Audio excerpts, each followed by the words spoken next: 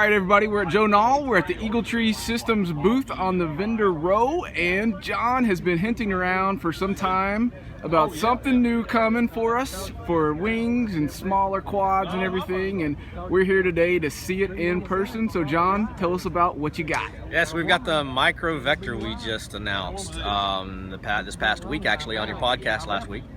And here it is in public view for the first time. This is it on a very small wing. This is actually the Mini Swift, I think, from Ready Made RC. So that's the micro vector. It does everything the vector will do, other than it doesn't have an RPM input, it does not have an external temperature sensor input, and it does not do audio, but it does everything else the vector does: on screen, waypoints, current sensor input, everything that the vector does other than those three things. It also has a couple of new features that the vector doesn't do. Okay.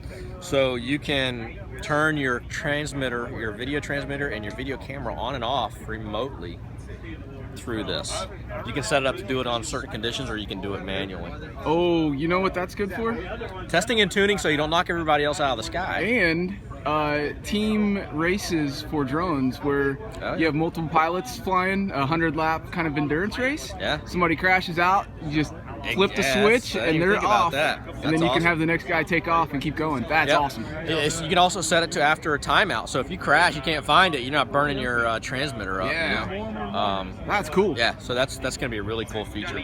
So with this plane ready to fly with a 450 milliamp 3S LiPo, under 250 grams. It's about 230 grams, so you need to put a larger battery on it. Nice. So you can fly this thing in waypoints, fly gates, whatever you want, and you don't have to worry about any registration numbers or anything. Nice. It's ready to go.